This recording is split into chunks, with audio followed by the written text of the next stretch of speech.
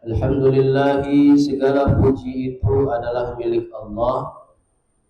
Jumlatun khobariyatun, adalah jumlah khobariyah, adalah jumlah khobariyah.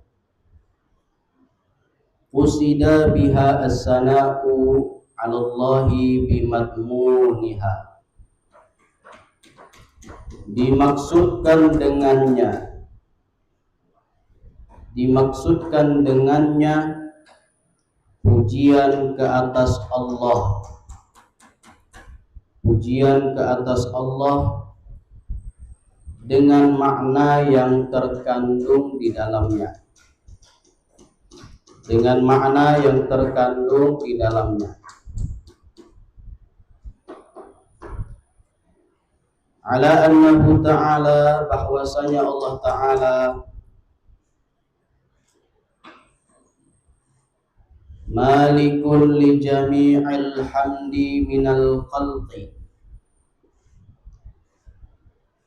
pemilik segala pujian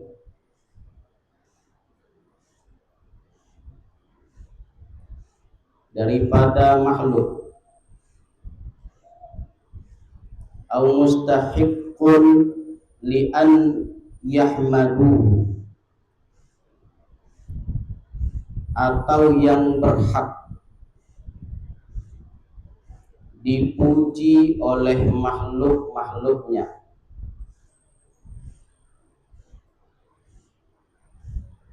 Wallahu alamun 'alal ma'budi bihaqqin, dan Allah adalah satu nama,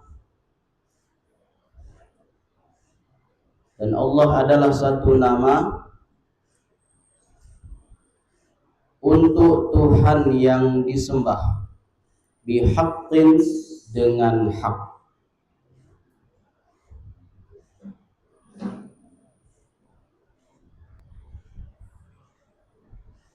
Baik, kita baca sampai di situ dulu. Kemarin kita sudah jelaskan bahwasanya surah Al-Fatihah itu termasuk surah Makkiyah. Apa kemarin definisi daripada surah Makkiyah? Itu surah yang diturunkan sebelum Nabi hijrah ke kota Madinah. Sedangkan surah Madaniyah adalah surah yang diturunkan setelah Nabi hijrah ke kota Madinah, walaupun surahnya turun di kota Mekah. Nah, jadi surah Al-Fatihah ini disebutkan termasuk surah Makkiyah. Ada yang mengatakan surah Al-Fatihah termasuk Madaniyah. Ada yang mengatakan surah Al-Fatihah itu termasuk Makkiyah dan Madaniyah. Itu sudah kita sampaikan pada pertemuan yang lalu. Nah, maka kita masuk ke dalam ayat yang pertama, yaitu Bismillahirrahmanirrahim. Ya, telah kita jelaskan kemarin bahwa Bismillah di dalam surah Al-Fatihah, ya, di dalam madhab kita termasuk ayat di dalam surah Al-Fatihah. Ya, sehingga kalau seandainya ada orang sholat baca Al-Fatihah tidak pakai Bismillah, maka sholatnya tidak sah. Kemudian Alhamdulillah, segala puji bagi Allah. Yang menjadi pertanyaan, kenapa alhamdu itu diartikan segala puji bagi Allah?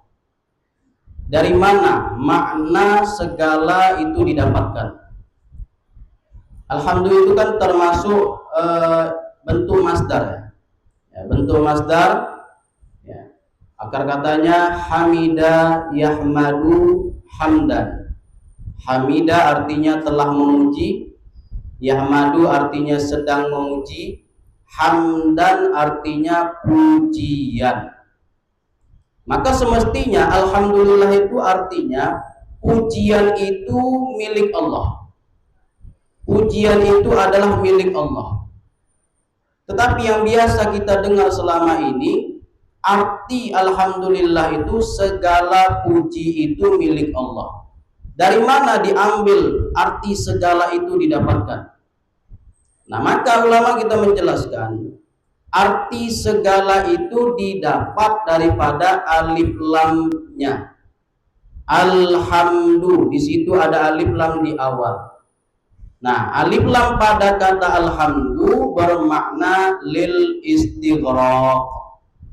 Lil istighraq. Jadi salah satu makna alif lam itu maknanya adalah lil istighraq, artinya menghabiskan, ya, mencukupkan. Jadi segala macam pujian itu, segala macam pujian itu seluruhnya adalah milik Allah. Jadi semua pujian dihabiskan. Semua pujian itu seluruhnya adalah milik Allah. Nah, jadi kalau ditanya dari mana diambil makna segala pada kata alhamdulillah, diambil dari kata alif lam, ya, pada lafaz alhamdu yang maknanya adalah lil istighraq. Jadi alif lam itu banyak maknanya. Ada alif lam lil ahdi, ada alif lam lil jinsi. Nah, alif lam lil jinsi ini ada terbagi kepada dua. Ada alif lam lil istighraq, kemudian ada alif lam li bayanil haqiqah. Jadi salah satu makna daripada alif lam itu adalah lil istighraq. Nah, kemudian penafsir yaitu Al-Imam Jalaluddin Al-Mahalli. Kemarin kita sudah sampaikan surah Al-Fatihah ini ditafsirkan oleh Al-Imam Jalaluddin Al-Mahalli. Ya. Maka Al-Imam Jalaluddin Al-Mahalli menyebutkan alhamdulillah itu merupakan jumlatun qabariyatun. Itu jumlah qabariyah. Kalau kita belajar ilmu balaghah, maka di situ disinggung permasalahan jumlah qabariyah dan jumlah insya'iyah. Jumlah qabariyah itu adalah kejadian yang sudah terjadi kemudian disampaikan. Jadi realita yang sudah terjadi kemudian disampaikan, itu disebut sebagai jumlah qabariyah. Jadi kejadiannya itu sudah ada sebelum penyampaiannya, ya, sebelum diucapkan. Berbeda dengan jumlah insya'iyah. Kalau jumlah insya'iyah itu kejadiannya setelah ucapannya, ya, setelah ucapannya. Ya, sebagai contoh jumlah qabariyah itu, ya, misalkan tadi pagi terjadi kecelakaan, kemudian diberitakan di televisi. Maka pemberitaan yang kita dengar di televisi itu disebut jumlah qabariyah. Karena penyampaiannya itu ada setelah, ya, ada setelah kejadian itu terjadi. Sedangkan jumlah insya'iyah, dia penyampaiannya dulu kemudian kejadiannya terjadi. Ya, semisal ada orang mengatakan silakan nanti malam datang ke rumah. Ya. Jadi jam 5 sore ada kawan kita mengatakan kepada kita nanti malam datang ya ke rumah. Nah, maka ucapannya diungkapkan sebelum halnya itu terjadi di masa akan datang. Maka ucapan yang diucapkan itu disebut sebagai jumlah insya'iyah. Nah, jadi perbedaan antara jumlah qabariyah dengan jumlah insya'iyah, kalau jumlah qabariyah kejadiannya dulu baru penyampaiannya. Kalau jumlah insya'iyah penyampaiannya dulu baru kejadiannya. Nah, alhamdulillah ini disebutkan oleh Al-Imam Jalaluddin Al-Imam Jalaluddin Al-Mahalli merupakan jumlah qabariyah. Artinya memang dari dulu Allah itu sudah, ya, memiliki pujian-pujian, segala bentuk pujian-pujian bagi Allah Subhanahu wa taala. Ya. Nah, kemudian usida bihis sana'u 'ala Allahi bimadmuniha ala annahu malikun li jami'il hamdi minal khalqi aw mustahiqqun li ayyahmadu. Ya, jadi ucapan alhamdulillah atau kalimat hamdalah itu merupakan pujian kita kepada Allah. Ya, dengan makna yang terkandung di dalamnya, artinya segala milik, ya segala pujian itu adalah milik Allah, atau satu-satunya yang berhak untuk dipuji adalah Allah Subhanahu wa taala. Jadi satu-satunya yang berhak dipuji, satu-satunya yang berhak memiliki berbagai macam pujian adalah Allah Subhanahu wa taala. Nah, berkaitan hal ini, ulama kita membagi pujian itu terbagi kepada 4. Jadi pujian itu oleh ulama ya, membagi pujian itu menjadi 4 bagian. Yang pertama, ulama katakan hamdul qadim lil qadim. Hamdul qadim lil qadim. Hamdul qadim lil qadim itu adalah pujian Allah terhadap dirinya sendiri. Jadi Allah memuji dirinya sendiri, itu namanya hamdul qadim lil qadim. Kemudian yang kedua, hamdul qadim lil hadis. Pujian Allah kepada makhluk. Jadi Allah memuji makhluknya. Kemudian hamdul hadis lil qadim. Pujian makhluk kepada Allah. Makhluk memuji Allah. Kemudian yang keempat, hamdul hadis lil hadis. Pujian makhluk kepada makhluk. Jadi itu 4 macam pujian. Yang pertama hamdul qadim lil qadim, pujian Allah kepada dirinya. Yang kedua hamdul qadim lil hadis, pujian Allah kepada makhluknya. Yang ketiga hamdul hadis lil qadim, pujian makhluk kepada Allah. Yang keempat hamdul hadis lil hadis, pujian makhluk kepada makhluk.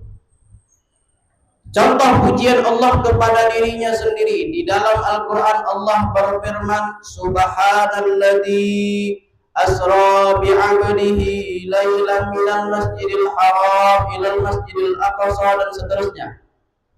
Allah berfirman, Allah mengatakan, Maha suci zat yang memperjalankan hambanya.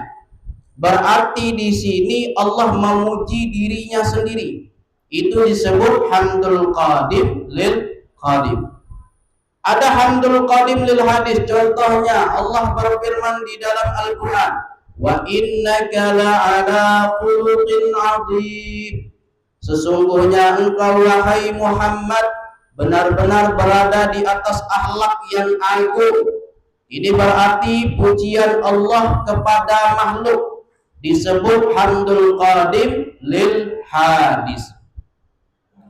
Kemudian pujian makhluk kepada Allah, semisal kita mendapatkan nikmat, kita ucapkan alhamdulillah, atau kita berzikir subhanallah, maha suci Allah. Ya, kemudian Allahu akbar, maha besar Allah. Jadi itu pujiannya itu berasal daripada makhluk ditujukan kepada Allah. Itu namanya hamdul hadis lil qadim. Yang terakhir, hamdul hadis lil hadis, pujian makhluk kepada sesama makhluk.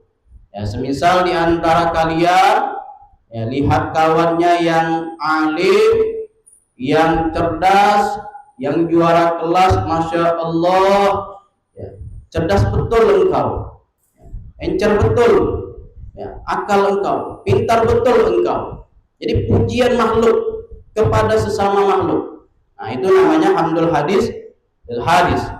Atau misalkan ya, seorang suami memuji istrinya, ya masya Allah, ya, masakannya enak betul, ya, masakannya mantap betul, lebih enak daripada masakan restoran bintang 11. Udah bintang 11 lagi, bukan bintang 5, udah bintang 11. Enak betul. Ya, padahal nasi goreng yang dimasakin sama istrinya, garamnya 1 plastik dia masukin, asin, naudzubillah. Tapi tak apa, dipuji oleh suaminya, masya Allah, enak betul masakan ayang ini. Dalam hati, asin, naudzubillah. Tapi nggak apa-apa. Ya, berbohong. Ya. Berbohong untuk menyenangkan hati pasangan itu termasuk bohong yang dianjurkan. Jadi tak puji sikit-sikit, Masya Allah cantik betul, Masya Allah wangi betul, padahal bau ketek.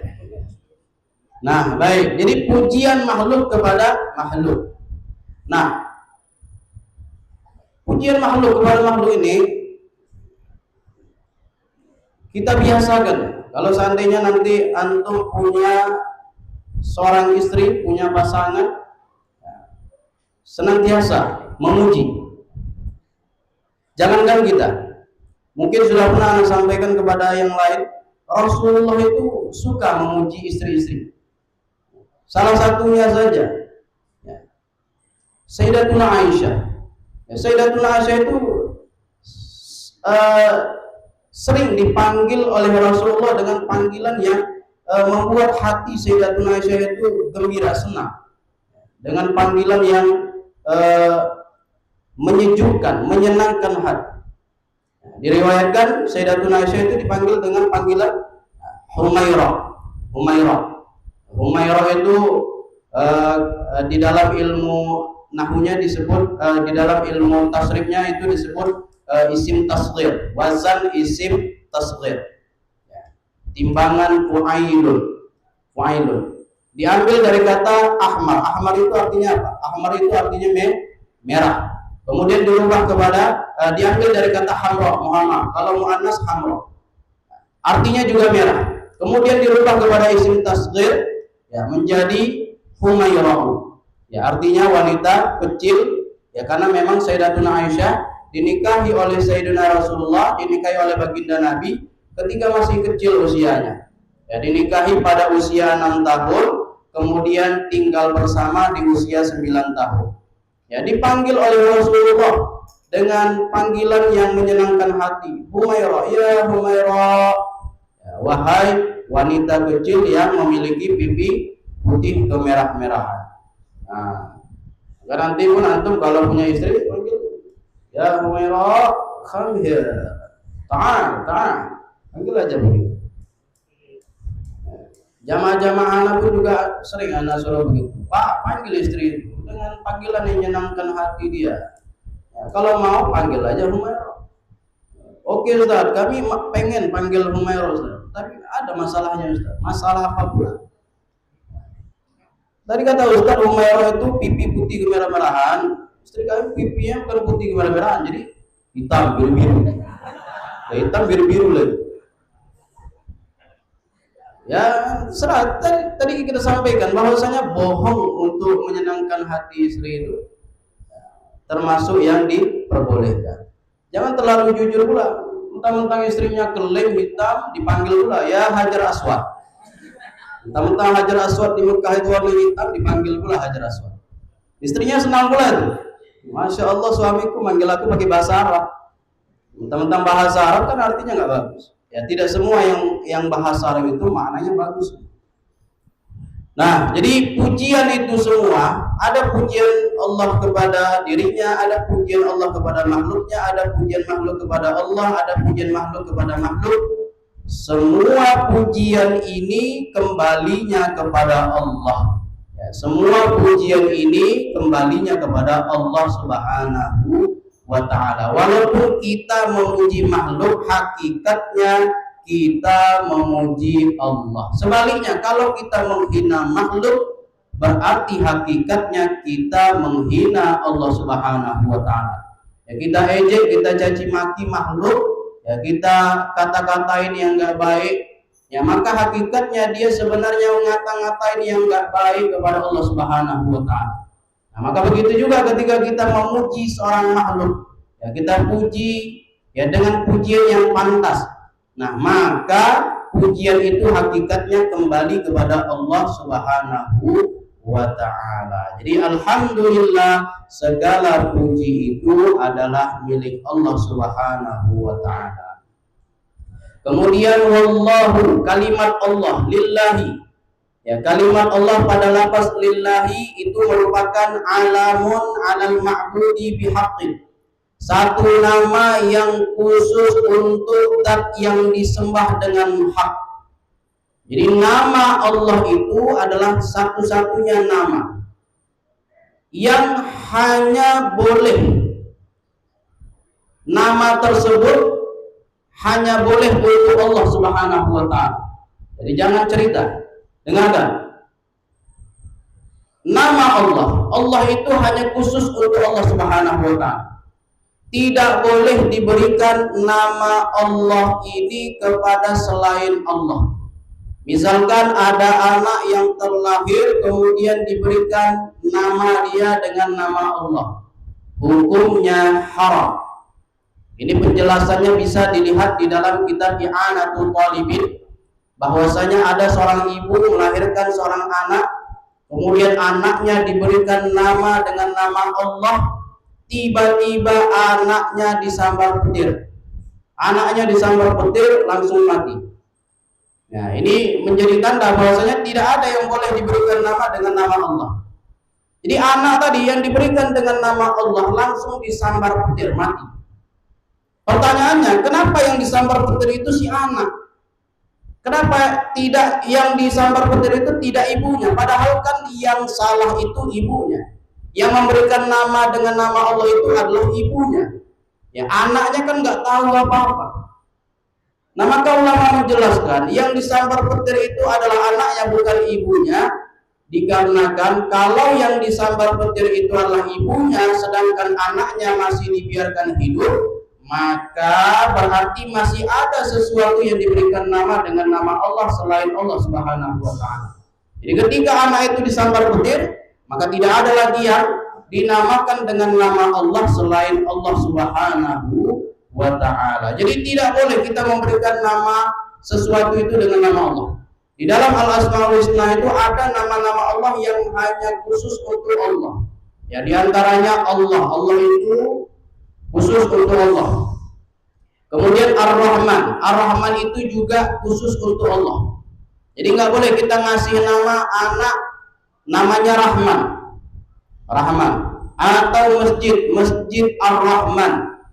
Atau misalkan ma'had Ar-Rahman, hukumnya haram, nggak boleh.